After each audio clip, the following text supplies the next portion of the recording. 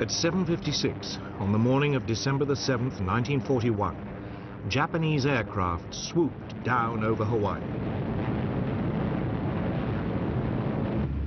Their target? The US Pacific Fleet at anchor in its base at Pearl Harbor.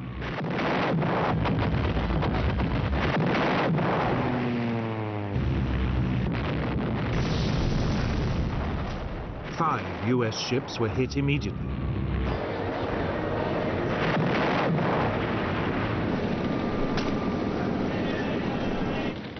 A few minutes later, more Japanese aircraft joined in.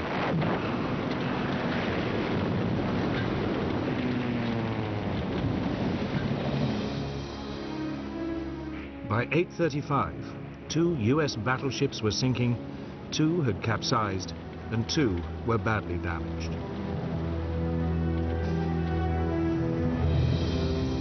A 7th battleship, the Nevada, slipped her moorings and was heading out to sea when she too was caught and forced to beach.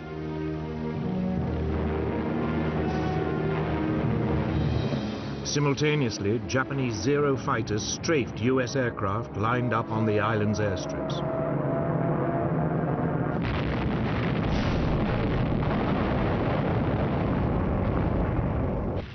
They also shot up nearby army barracks.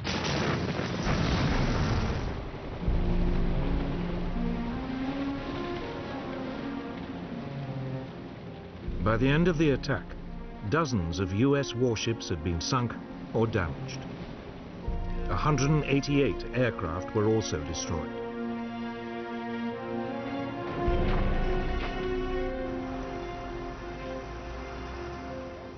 The next day, US President Franklin Roosevelt declared war on Japan.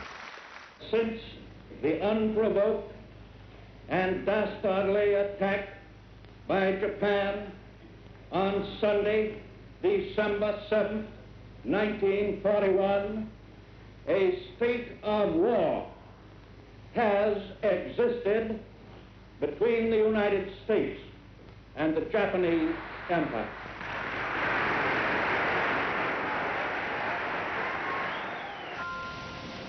The stage was set. Could Japan knock out the United States with a swift blow before the huge might of America ground it down? It would become one of the great conflicts of World War II.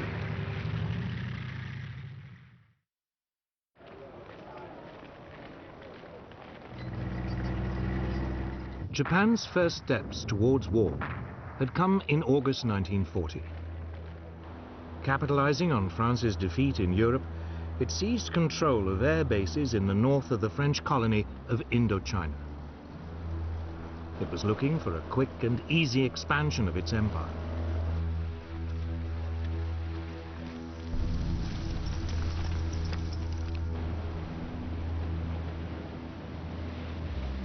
A year later, it issued an ultimatum demanding the use of all French air bases throughout Indochina.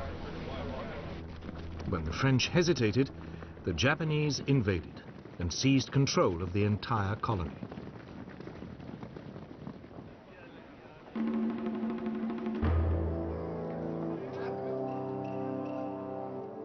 Japan felt the consequences almost immediately. The United States froze its overseas financial assets, effectively robbing the country of its ability to buy oil. Japan faced a choice: climb down and lose face, or seize more territory and up the stakes.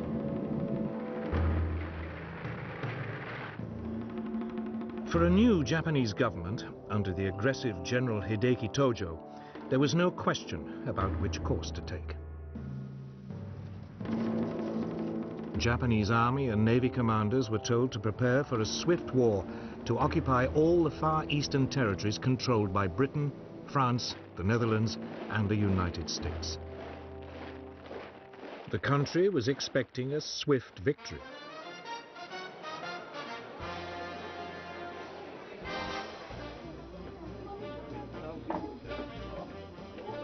Japan saw the Americans, in particular, as a nation of pleasure lovers with no stomach for a lengthy war and heavy casualties. The Japanese military calculated that if they could destroy the US Pacific Fleet, the US would quickly sue for peace. It was now that they decided to attack Pearl Harbor. Admiral Isoroku Yamamoto, commander of the Japanese Combined Fleet, was put in charge.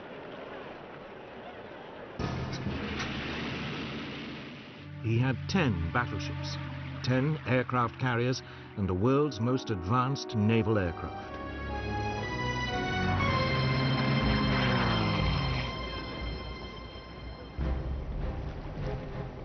Against him, the US Pacific Fleet had 8 World War vintage battleships and 2 carriers.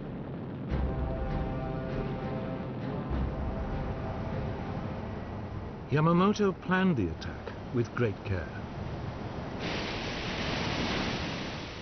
He would hit the US fleet in Pearl Harbor on a Sunday, since, according to intelligence reports, it usually spent the weekends in port.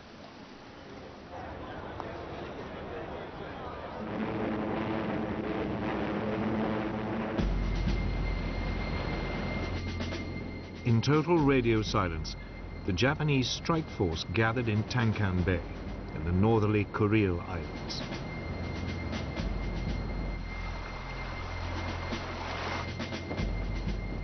The fleet set sail on November the 26th, 1941.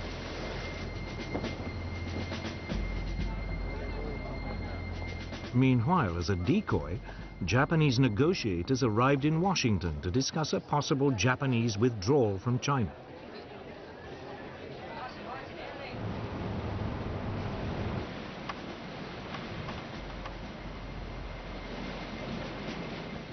The Japanese fleet refueled after several days at sea. 3 days later, it was off Hawaii. The Americans were still blissfully unaware that anything was wrong.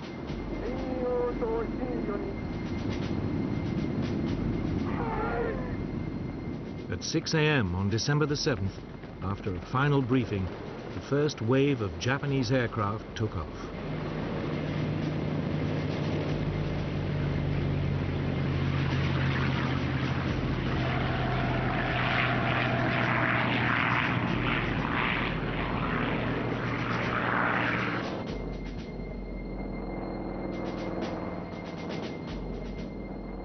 As the Japanese aircraft dived into the attack, US personnel were still just stirring on a fine Sunday morning.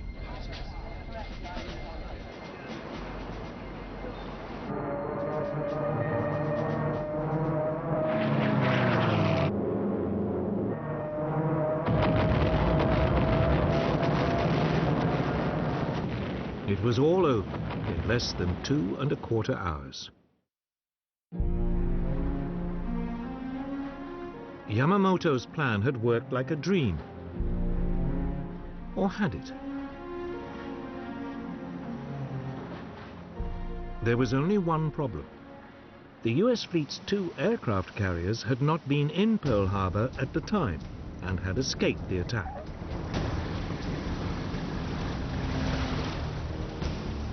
Yamamoto's main aim of crippling the US Pacific Fleet had only partially succeeded.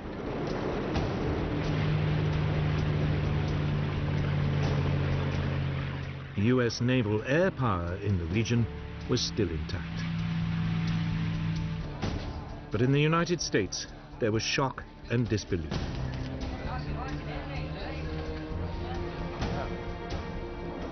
It quickly turned into a mood of fury and determination.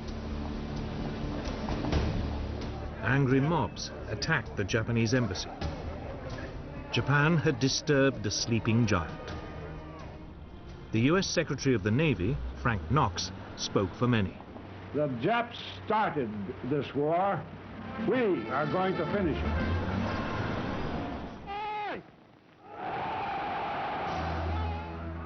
Yet before the US could mobilize its full strength, the Japanese were to inflict more humiliating defeats on the Western Allies.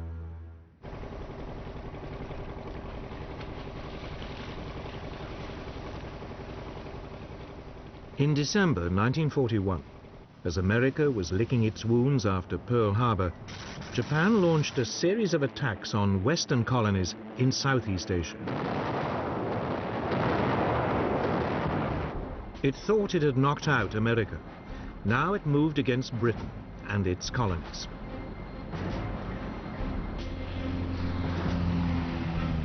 The first to be hit was Malaya, where a Japanese force came ashore in the northeast of the country.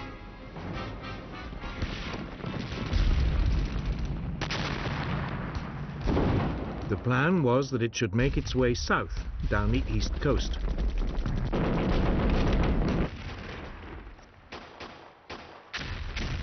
The invasion force was met by a contingent of British Indian troops. But after a day of fighting, they were brushed aside.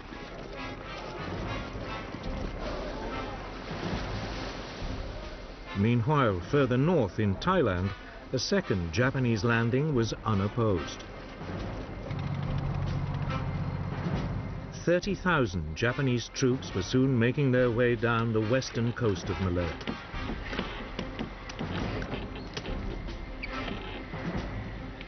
The target of the two groups, Singapore, the center of British military and political rule in the Far East.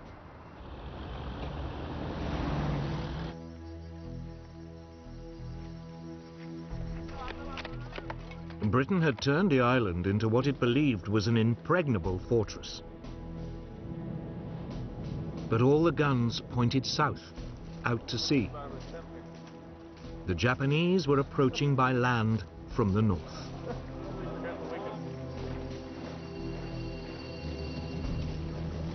Yet British military commanders remained remarkably untroubled.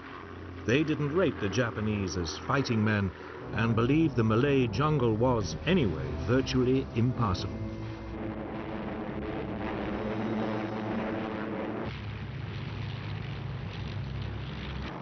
But the Japanese had other ideas. To soften up Singapore, they attacked the city from the air.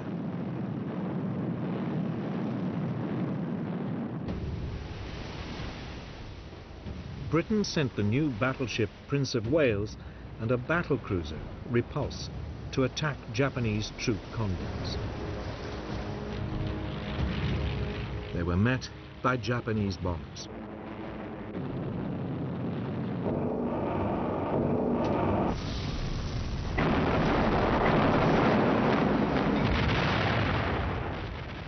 Both warships were sunk in less than 2 hours. Almost 1,000 of their crew were lost. It was the greatest British naval disaster of World War II. In an era of aircraft and aircraft carriers, it was now clear the battleship, for years the mainstay of the British Navy, had had its day.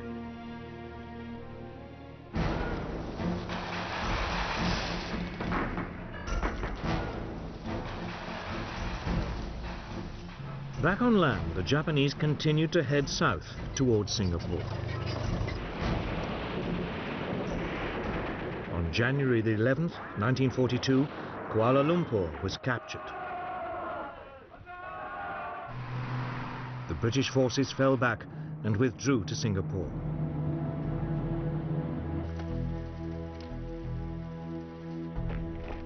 There were now about 100,000 British soldiers to defend it. They faced a force of only 30,000 Japanese.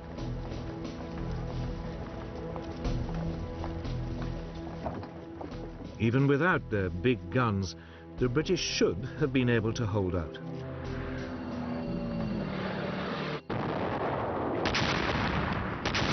The Japanese launched an assault in early February. It was supported by more airstrikes.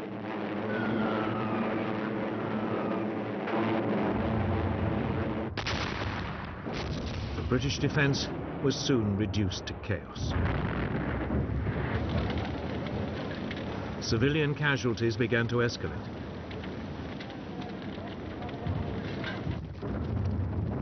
Four days later, the Japanese had pushed through the last of the British defensive lines.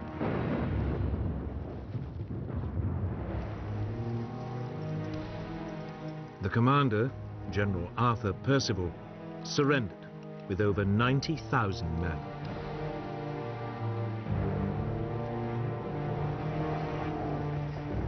Never in the history of the British Army had a commander in charge of such a large force had to surrender, and to an enemy general whose force was outnumbered more than 3 to 1. Britain's 200-year-old power and prestige in the Far East had been wiped out in just 10 weeks. But it wasn't the only disaster.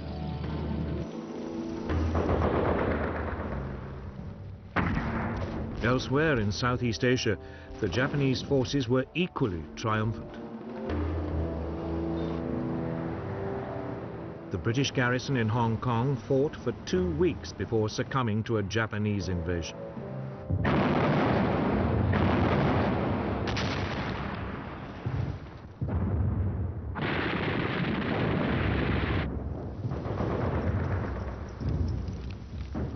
In the Philippines, America fared no better.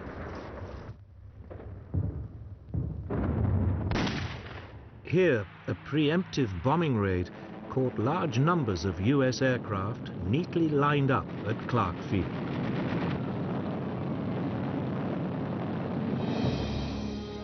Most were destroyed.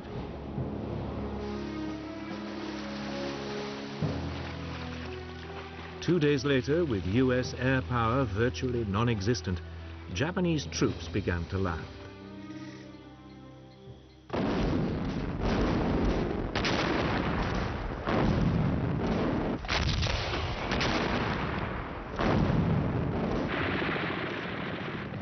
The local Philippine troops melted away.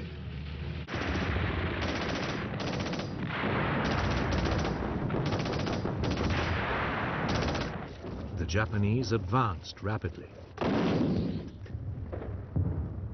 10 days later, Manila was captured.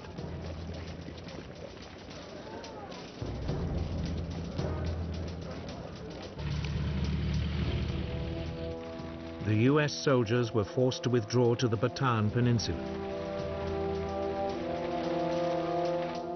Here they hoped to hold out until a relief force could be sent.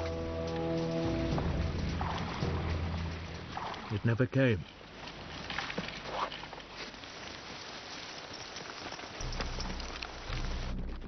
On April 3rd, 1942, Japanese troops launched a major assault on US positions. After 4 days' heavy fighting, they broke through.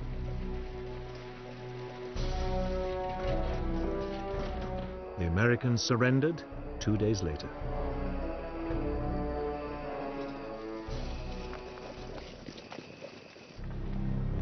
That left just one British colony in the region, Burma. In early 1942, Japanese forces pushed into the south of the country. The British defences had been utterly neglected. There were only some 15,000 men defending the country. They were no match for the Japanese.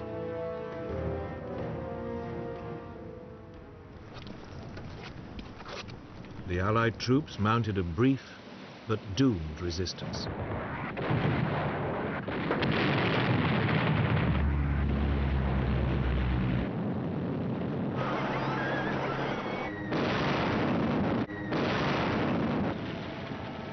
Less than 2 months after invading Burma, the Japanese had seized the capital, Rangoon. 8 weeks later, the British had been pushed entirely out of the country. In just under 6 months, the Japanese had seized control of the whole eastern rim of the Pacific. Their Oriental blitzkrieg had been swift and crushing. Yet already there were warning signs that they were not as powerful as they appeared.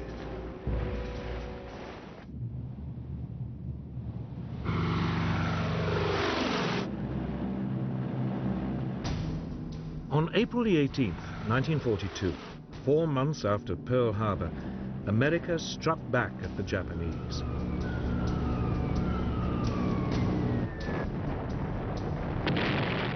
US bombers flying low over Tokyo dropped bombs on the city close to the Emperor's palace. Others struck Yokohama, Kobe, and Nagoya. The raid, authorized by President Roosevelt himself, was daring in the extreme.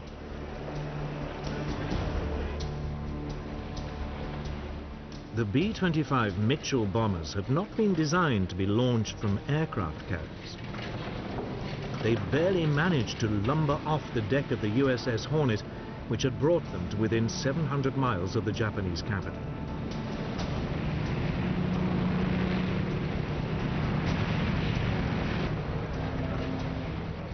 But that didn't diminish their effectiveness in the air.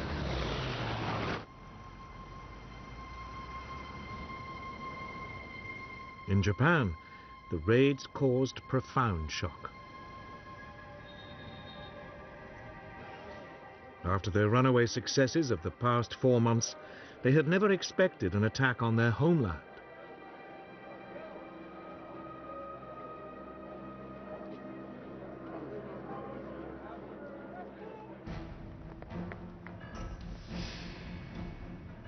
Japan's military planners now decided to extend the country's defenses.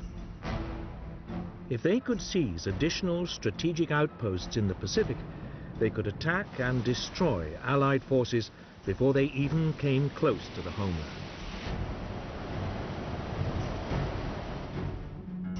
Japan already controlled much of the Chinese coast, Southeast Asia, and the Philippines. They had also seized the Dutch East Indies. Now they decided to strike south and attack Papua New Guinea and the Solomon Islands, and east to take the island of Midway in the middle of the Pacific. It would mean the homeland was surrounded by a string of fortified positions. Yet even as Japan was planning its move, its operations were severely compromised, though it only realized this after the war. The United States had broken its military and diplomatic codes.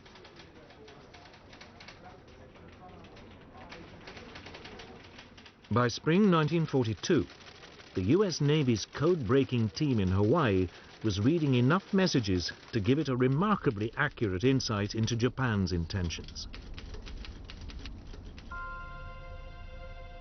So it was that the US Commander-in-Chief in the region, Admiral Chester Nimitz, learnt the details and timing of Japan's planned invasions of the Solomon Islands and Papua New Guinea.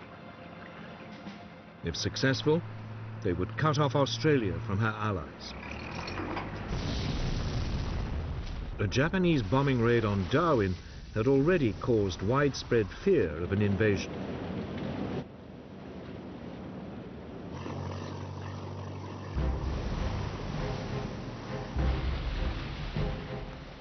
In early May 1942, the Japanese plan to widen its defensive perimeter was launched. They seized the Solomon Islands.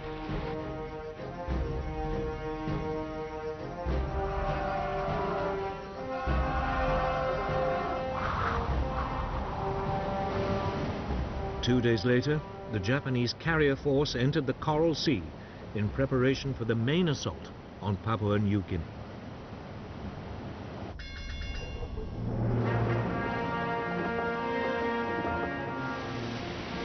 But this time, the Americans had anticipated them. Admiral Nimitz had ordered 2 US aircraft carriers and a number of smaller warships into the area.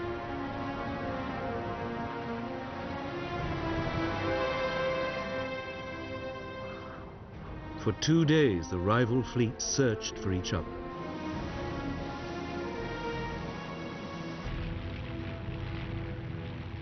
Then, on May the 7th, US aircraft located and sank the Japanese carrier Shoho.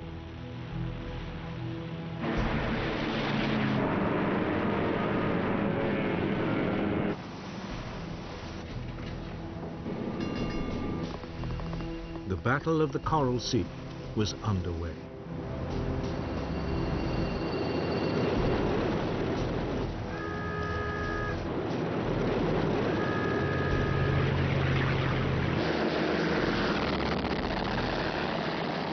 Early the following day, the Japanese responded, unleashing a hail of torpedoes and bombs.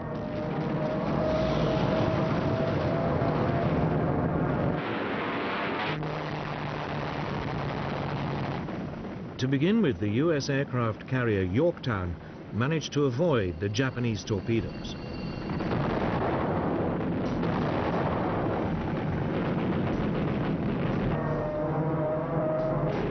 But then she took a bomb which penetrated 4 decks before exploding.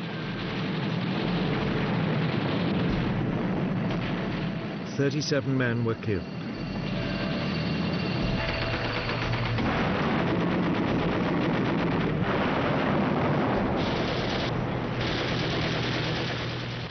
The larger and less maneuverable carrier Lexington was also hit by several bombs as well as 2 torpedoes.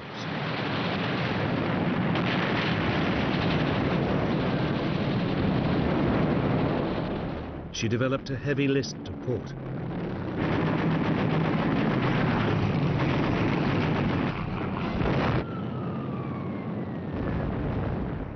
The Americans returned fire, attacking the Japanese carrier Shokaku.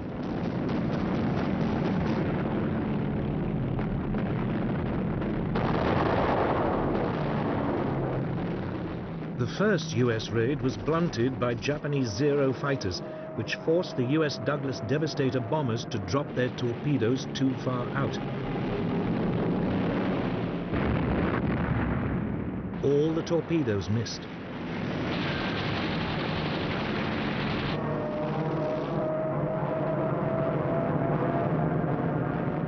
But a second wave of U.S. dive bombers struck home.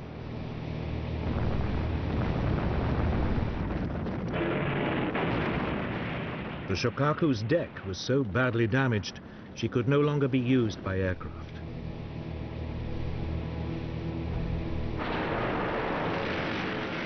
After 2 days of fighting, the 2 forces finally disengaged. That evening, the Lexington, still afloat, suddenly erupted in a huge explosion.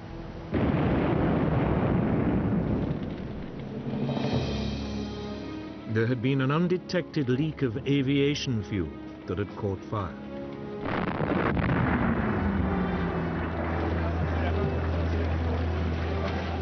Amazingly, all but 215 of the nearly 3,000 men on board were rescued. Later that evening, an American torpedo scuttled the burning hull.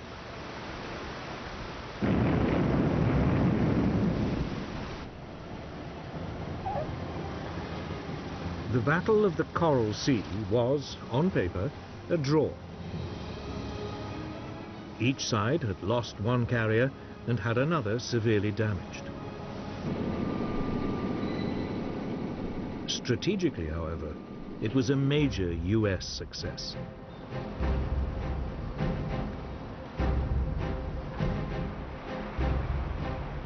It had prevented the Japanese from seizing more territory, and it had stopped them from isolating Australia.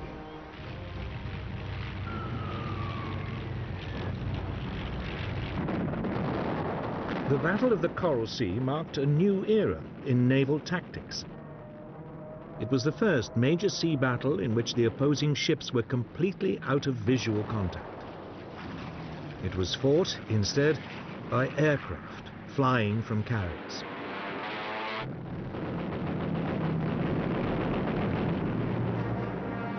It would soon become clear which side had adapted to the new form of naval conflict more successfully.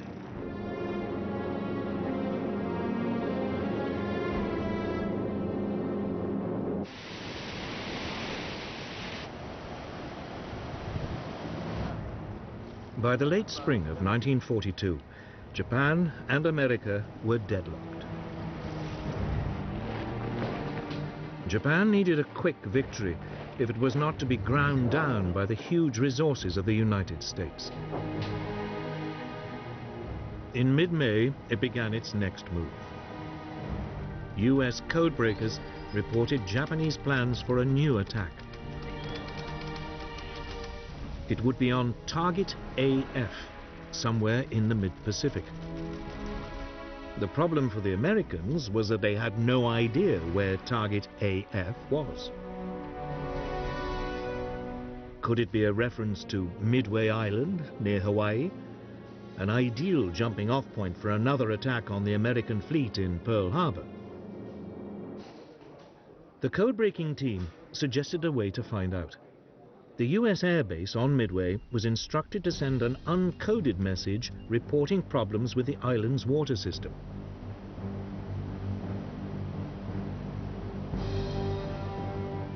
Almost immediately, the code breakers intercepted a Japanese signal that Target AF was having water supply problems.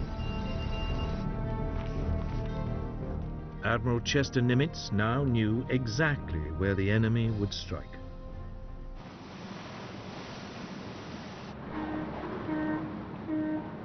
The Japanese plan was typically complex. A diversionary attack on the Aleutian Islands in the North Pacific would draw away part of the US fleet, while Midway was seized by an occupation force. The Americans would be obliged to hurriedly commit their carrier force to retaking the island. There they would be annihilated by a huge Japanese naval presence, including 4 large aircraft carriers. It was the second Japanese attempt to wipe out the US Navy in the Pacific within a year.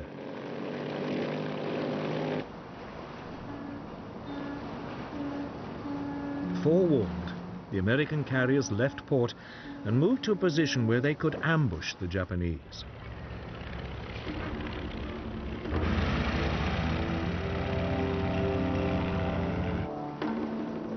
On June the 3rd, 1942, Japanese forces launched the expected attack on the Aleutian Islands.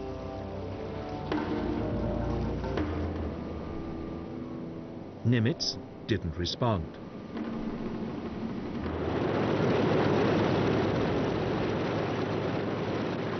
Then, early the next morning, the main Japanese carrier force launched a first airstrike on Midway Island to soften up its defenses.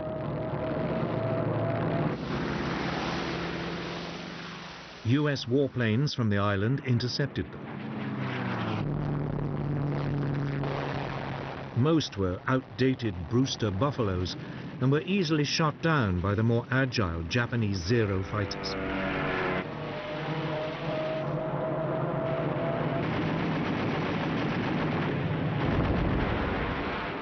But the Japanese attack had been blunted. Midway's defenses had not been broken.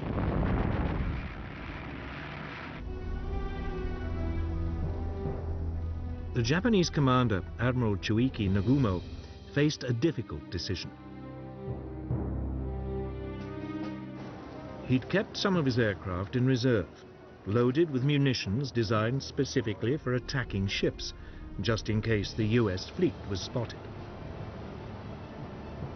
Should he now order this reserve to be stripped of its torpedoes and armor-piercing bombs and reloaded with high explosive and fragmentation bombs for a second strike on Midway? It would leave him ill-equipped to take on the US Navy, but he calculated it was a risk worth taking. Then, just as the reloading was underway, he received unwelcome news. A US naval force had been spotted. Was this the US carrier force or a smaller, less significant fleet of ships? Nagumo was in a dilemma. Should he continue with the second strike on Midway, or should he once again re-equip his bombers to take on the US vessels?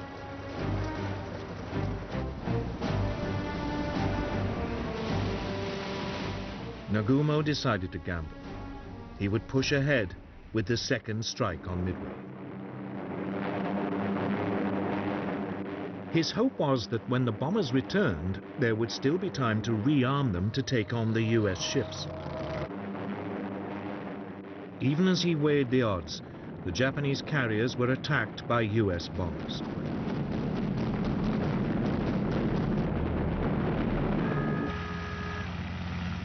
Every available Japanese Zero fighter was scrambled before the US bombers were repelled.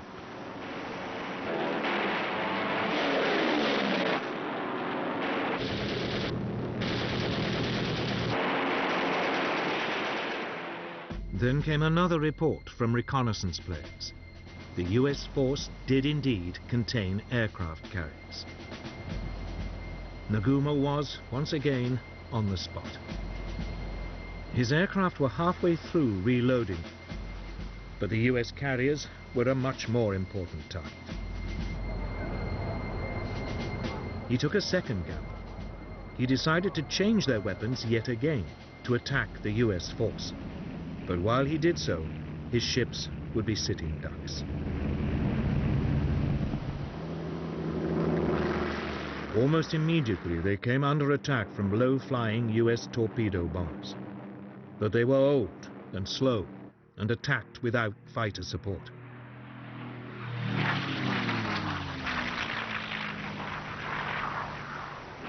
As they approached the Japanese fleet, they were rapidly shot down.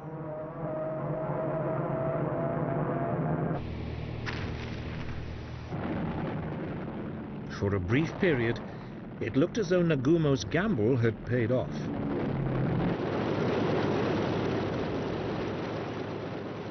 Then, just as his bombers had been reloaded and were ready to take on the US carriers, disaster struck. US dive bombers, approaching unseen at high altitude, hurtled down on his ships. The Japanese were caught completely by surprise. Nagumo had gambled once too often and was now at the mercy of American air power. Within 5 minutes, the US dive bombers had reduced 3 of Japan's largest aircraft carriers to flaming wrecks. All would later sink.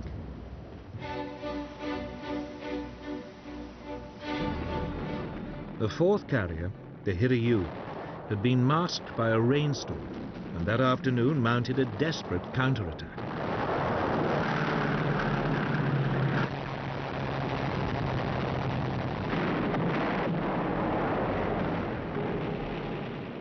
The US carrier Yorktown was severely damaged.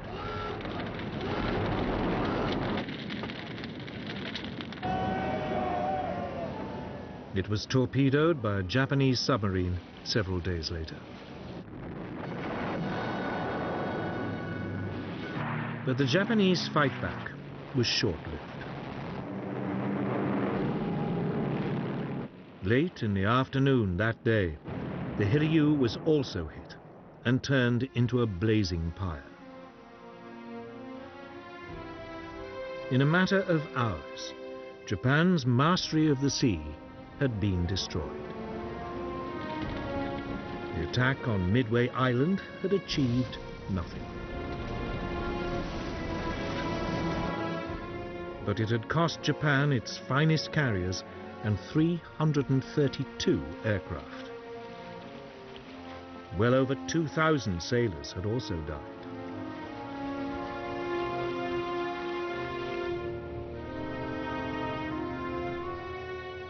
America now ruled the waves in the Pacific. Yet Japan was still undefeated on land and a powerful threatening force in the air. In the coming months, it would try to maximize these advantages.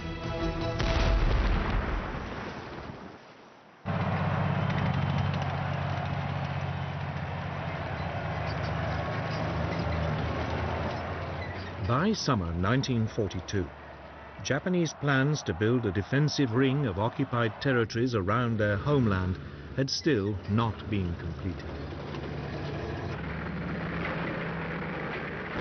Heavy losses at sea had frustrated their attempts to grab Papua New Guinea and islands in the Central Pacific. Japanese planners now came up with a new plan.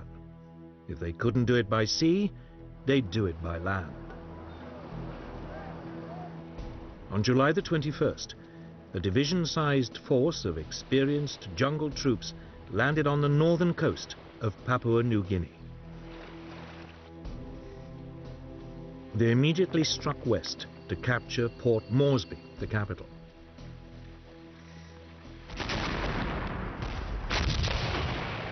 Progress was swift at first.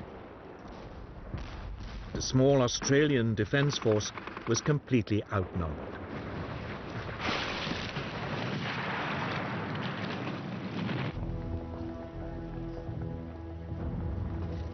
Within weeks, the Japanese had captured the main pass over the Owen Stanley Mountains.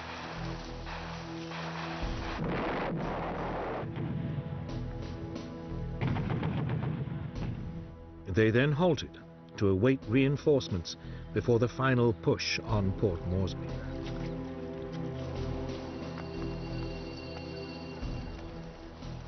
The Australians also mustered new forces.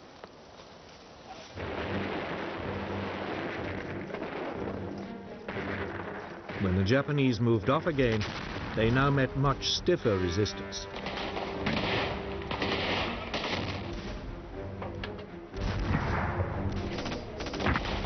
For the first time, Japanese troops were up against men who matched them for training, experience, and morale.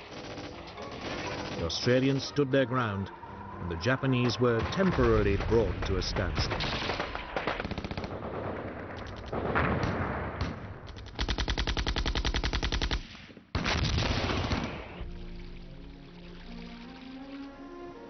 But conditions in the jungle were appalling. There was constant tropical rain. Malaria was rife. The Australians were eventually again forced to retreat.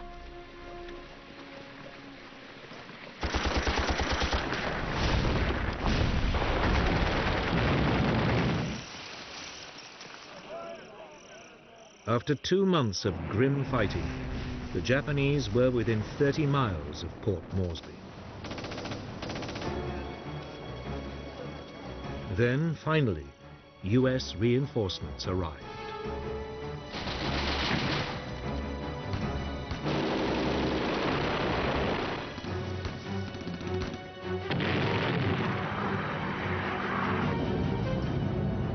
Through September and October, the Japanese were, in their turn, forced back.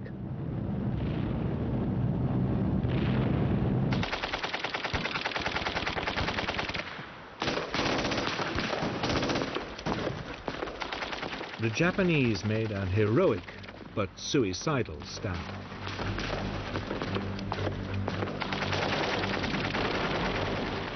Many chose to die fighting rather than surrender.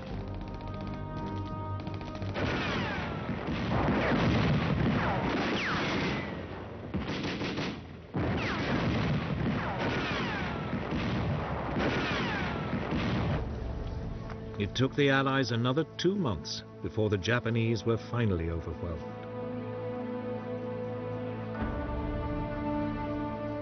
It had been a bloodbath.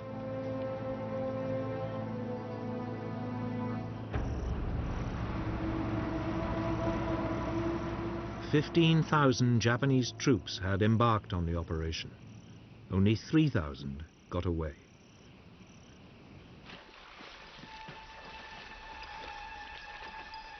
The Japanese were in trouble. They'd lost at sea. They were now rapidly losing the initiative on land.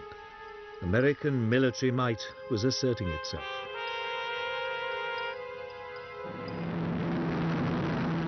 There was only one alternative left: air power.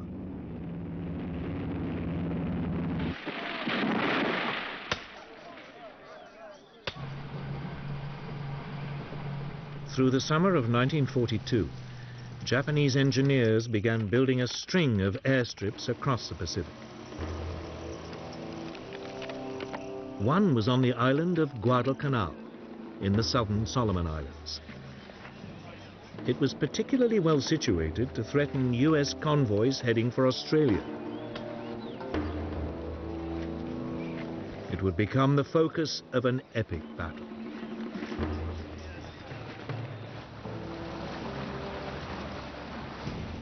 In July 1942, an amphibious force of US Marines invaded the island. They landed without resistance.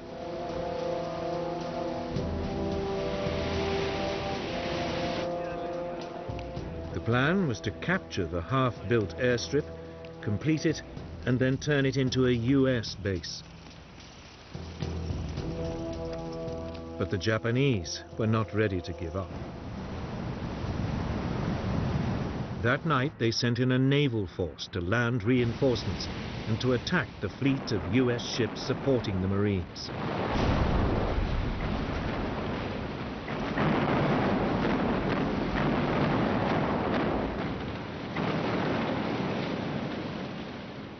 In a dazzling display of night fighting, the Japanese cruisers sank 4 Allied warships and drove the rest out to sea.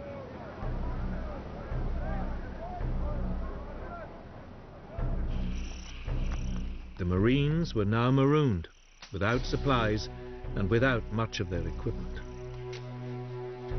They dug in around the airstrip. Despite constant bombardment, using construction machinery left behind by the Japanese, they pushed ahead with the completion of the airfield.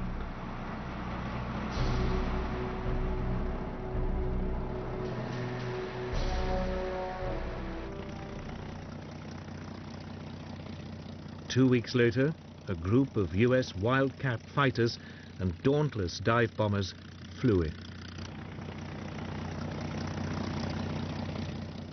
They were not a moment too soon.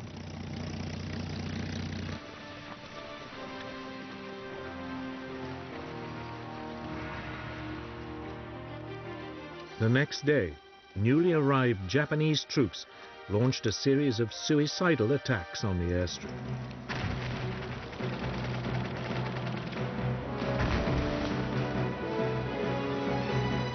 Over the following months, wave after wave of fanatical troops were thrown into the battle.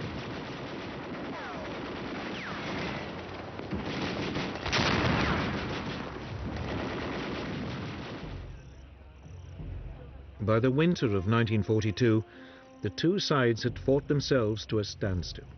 Both now dug in to defensive positions.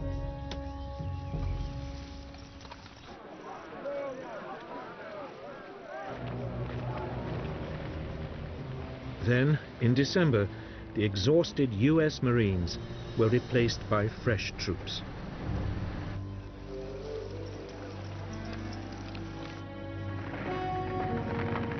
US soldiers now began a new push on the increasingly isolated pockets of Japanese resistance.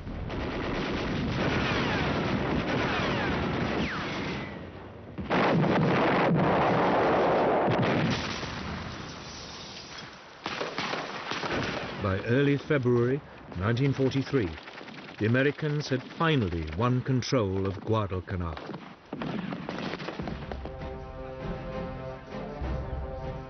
They had now beaten the Japanese at sea and on land.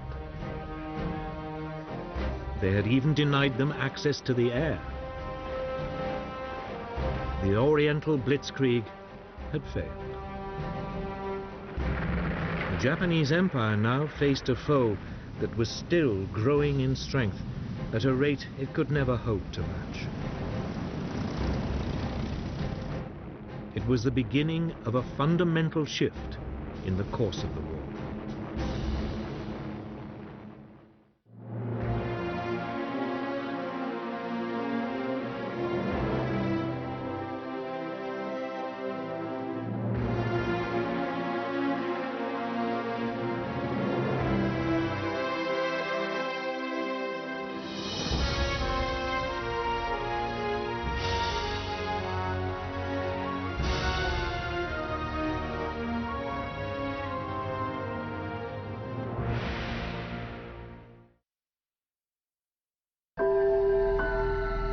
Freedom's not free. Somebody has to pay the price. And those boys did that for us. And I'm grateful.